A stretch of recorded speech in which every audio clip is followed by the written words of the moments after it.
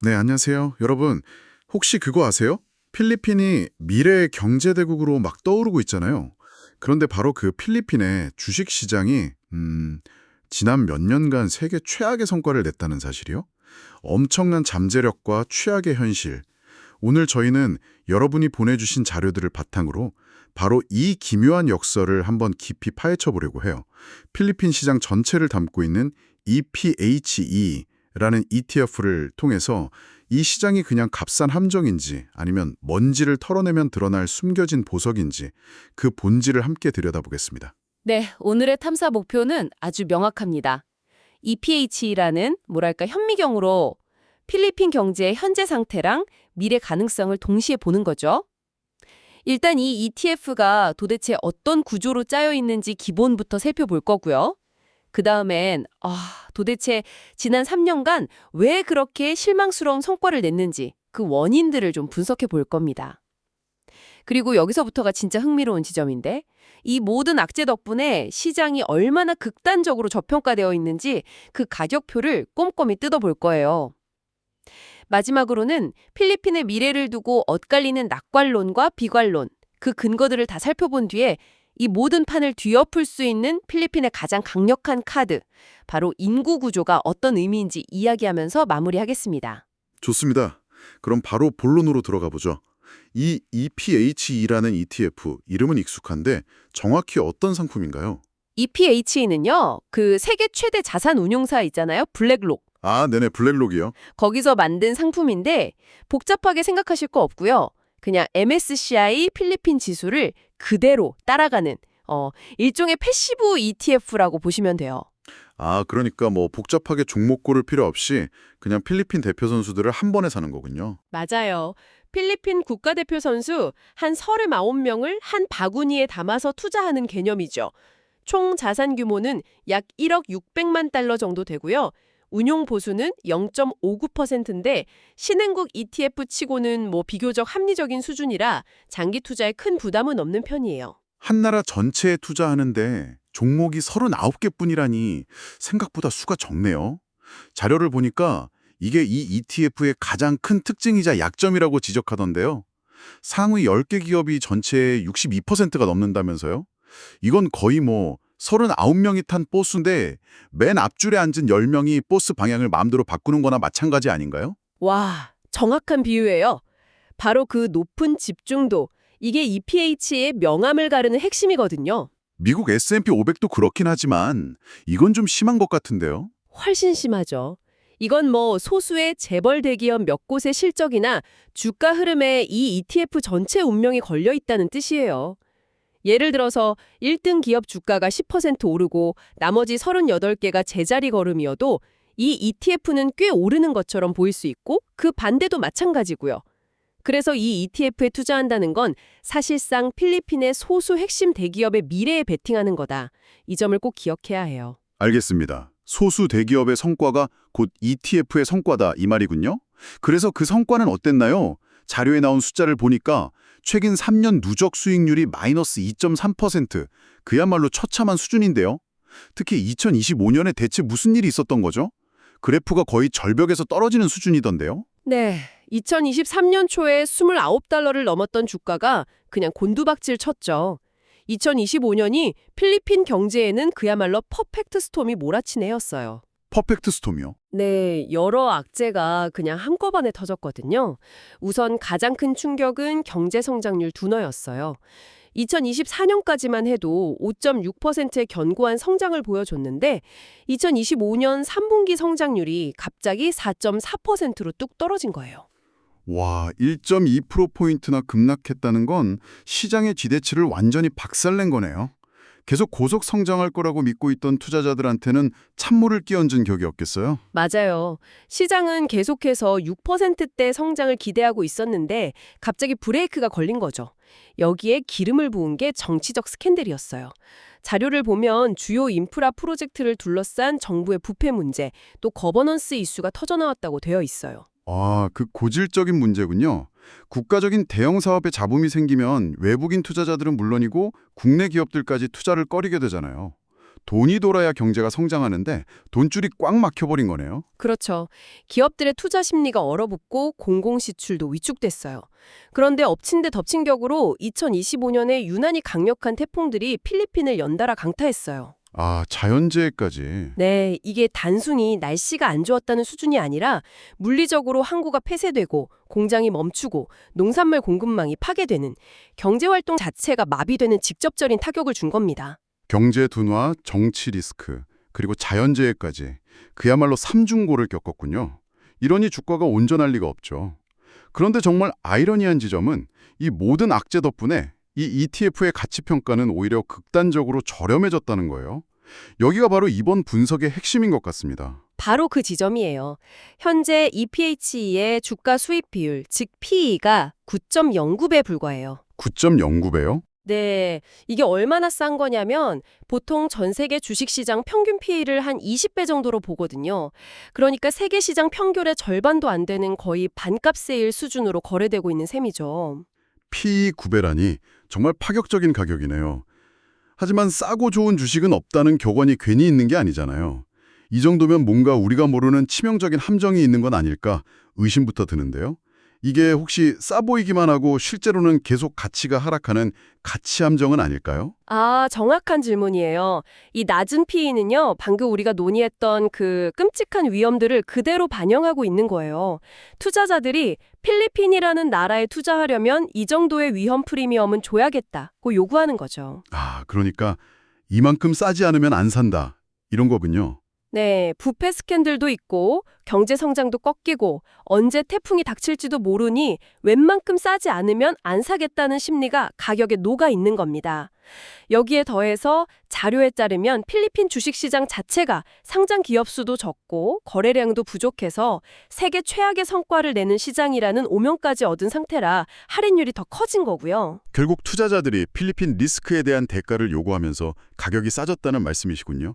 가격이 싼 건 알겠는데 이게 다시 오를 수 있다는 근거가 없다면 그저 가치 함정일 뿐이잖아요. 자료에서 혹시 반등의 실마리가 될 만한 긍정적인 신호들을 찾으셨나요? 물론이죠. 바로 그 점 때문에 필리핀 시장을 완전히 외면할 수가 없는 거예요. 긍정적인 시나리오, 그러니까 낙관론의 근거는 크게 세 가지를 꼽을 수 있어요.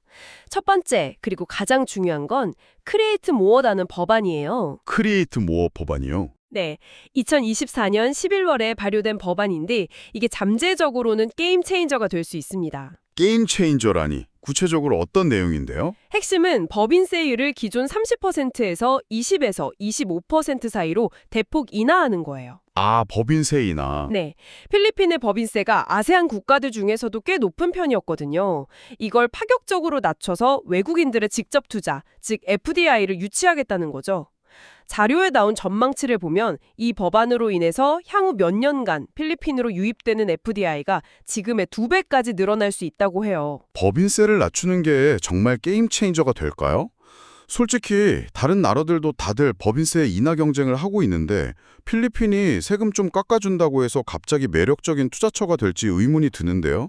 자료에 그 효과를 뒷받침할 만한 구체적인 전망치가 있었나요? 좋은 지적이에요. 물론 법인세 인하만으로는 부족할 수 있죠. 하지만 이건 단순히 세금을 깎아주는 걸 넘어서 필리핀 정부가 우리는 이제 기업하기 좋은 나라로 변하겠다는 강력한 신호를 시장에 보내는 거라고 해석할 수 있어요. 고질적인 관료주의와 부패 이미지를 벗어던지려는 구조적인 개혁의 첫 단추라는 점에서 의미가 크다는 분석이 많아요. 두 번째 긍정적 요인은 중앙은행의 금리 인하 지조고요. 기준금리를 4.75%까지 내리면서 기업의 투자 부담을 덜어주고 소비를 촉진할 환경을 만들고 있어요. 그리고 마지막, 가장 강력한 장기 성장 동력은 바로 인구 보너스입니다. 아, 인구 보너스. 이 단어는 정말 많이 들어봤어요. 필리핀의 가장 큰 잠재력이라고들 하잖아요. 구체적으로 얼마나 강력한 건가요? 이건 정말 어마어마한 수준이에요. 필리핀의 인구 중위 연령이 26.1세에 불과해요. 26살이요? 와, 정말 젊네요. 네, 정말 젊은 나라죠. 더 중요한 건 경제의 허리 역할을 하는 생산 가능 인구, 그러니까 일하고 돈을 버는 사람들의 비중이 2051년까지 계속해서 증가할 것으로 예측된다는 점이에요. 2051년까지요? 지금으로부터 거의 30년 동안 성장 엔진이 꺼지지 않는다는 얘기네요. 대부분의 선진국들이 고령화로 골머리를 앓고 있는 것과는 완전히 반대 상황이군요. 이건 마치 앞으로 30년간은 마르지 않을 내수 소비와 노동력이라는 셈을 파놓은 것과 같네요. 바로 그거예요. 장기적으로 보면 필리핀의 내수 시장은 커질 수밖에 없는 구조인 거죠. 하지만 말씀하신 대로 그건 아주 장기적인 이야기고요. 당장 우리가 무시할 수 없는 명백한 위험 요인들도 존재해요. 비관론의 근거 역시 뚜렷하거든요. 듣다 보니 희망적인 부분이 많네요. 하지만 주가가 이 모양인 데는 다 이유가 있겠죠. 우리가 놓치고 있는 치명적인 약점 분명히 있을 것 같은데요. 자료에서 지적하는 가장 큰 위험 요인은 뭐였나요? 우선 단기적인 경기 침체의 우려가 여전히 살아있다는 점이에요. 3분기 성장률이 4.4%까지 떨어진 게 그 증거죠.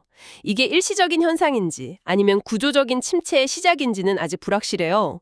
둘째는 글로벌 불확실성이고요. 예를 들어 미국 트럼프 행정부의 보호무역주의가 다시 강화된다면 필리핀 경제도 타격을 피할 수 없어요. 셋째, 페소화 가치가 계속 약세라는 정도 부담이에요. 2025년에만 달러 대비 0.85% 하락했는데 이건 원자재를 수입해야 하는 기업들의 수익성을 악화시키는 요인이 되거든요. 마지막으로 앞서 말했던 상장 기업 수가 적고 거래가 활발하지 않은 시장의 구조적인 문제들. 이건 법안 하나 통과된다고 해서 단기간에 해결될 문제가 아니라는 점이죠. 이 상반된 전망을 좀 더 구체적으로 이해하려면 ETF의 속사를 들여다봐야겠네요. 이 ETF를 구성하는 주요 기업들의 성과를 살펴보면 지금 필리핀 시장의 희비가 더 명확하게 보일 것 같아요. 자료를 보니 실적이 정말 극과 극으로 갈리던데요. 네, 아주 뚜렷한 차이를 보여줘요. ETF에서 비중이 17.42%로 압도적인 1위인 ICTSI, 즉 인터내셔널 컨테이너 터미널 서비스라는 회사는 최고의 효자 종목이에요. 아, ICTSI요? 네, 이 회사는 이름 그대로 전 세계 주요 항만의 컨테이너 터미널을 운영하는 글로벌 기업인데 필리핀 내수 경제와는 상대적으로 관련이 적어요. 2024년 순이익이 무려 66%나 급증했고 지난 1년간 주가는 38% 이상 올랐습니다. 와, 그러니까 이 기업 비중 1위 기업은 필리핀 경제가 어렵든 말든 상관없이 글로벌 교역량을 바탕으로 혼자 잘 나가고 있는 거군요. 이 기업 하나가 ETF 전체의 하락을 방어해주고 있었겠네요. 반면에 필리핀 내수 경제에 의존하는 기업들은 상황이 아주 안 좋았던 것 같고요. 맞습니다. 우리에게도 익숙한 기업들이죠.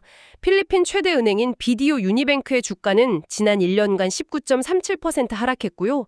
필리핀 최대의 쇼핑몰 체인을 운영하는 SM 프라임 홀딩스는 16.45%, 부동산 대기업인 아이얼랄랜드는 무려 30.53%나 주가가 떨어졌어요. 전부 다 내수 기업들이네요. 네, 모두 필리핀 사람들의 소비와 투자에 직접적으로 영향을 받는 기업들이죠. 국민 패스트푸드 체인이잖아요. 그런데 여기 보면 2024년에 사상 최대 이익을 냈다고 나와요. 상식적으로 실적이 사상 최고면 주가도 올라야 하는 거 아닌가요? 그런데 주가는 30% 넘게 폭락했다고요? 이게 어떻게 가능한 일이죠? 바로 그 지점이 현재 필리핀 시장의 심리를 가장 적나라하게 보여주는 뭐랄까 스모킹건이에요. 스모킹건이라니요? 네, 졸리비의 사례는 개별 기업의 펀더멘털이 시장 전체를 뒤덮은 공포심 앞에서 얼마나 무력해질 수 있는지를 보여주는 완벽한 예시입니다. 투자자들이 지금 졸리비라는 개별 기업을 보고 투자하는 게 아니라 필리핀이라는 나라 자체를 팔고 있는 거예요. 졸리비가 돈을 잘 버는 건 알겠는데 필리핀 경제 전체가 불안하니까 일단 팔고 보자라는 투매 심리가 이성적인 판단을 압도해버린 거죠. 실적은 최고인데 주가는 최악이라니. 정말 시장의 비이성적인 공포를 보여주는 단적인 예네요. 결국 지금 필리핀 시장은 개별 기업의 가치보다는 필리핀이라는 국가 브랜드에 대한 불신이 주가를 짓누르고 있는 형국이군요. 정확합니다. 그래서 단기적으로는 아무리 실적이 좋은 기업이라도 힘을 쓰기 어려운 상황인 거예요. 자, 그럼 오늘 나는 모든 정보를 종합해볼 시간입니다. 정치적 스캔들과 경기 둔화라는 단기적인 고통, 그로 인해 시장 전체가 반값 세일에 들어간 극심한 저평가 상태, 그리고 수십 년간 이어질 강력한 인구 성장이라는 장기적인 희망까지. 이 모든 걸 고려했을 때 우리는 어떤 결론을 내릴 수 있을까요? 자료에 근거한 분석가들의 결론은 명확해요. EPAC는 단기 투자를 위한 상품은 절대 아니라는 겁니다. 향후 6개월에서 12개월 전망은 여전히 부정적이고 추가 하락 가능성도 배제할 수 없다고 봐요. 하지만 투자 기간을 5년 이상으로 길게 잡는 장기 투자자에게는 이야기가 완전히 달라져요.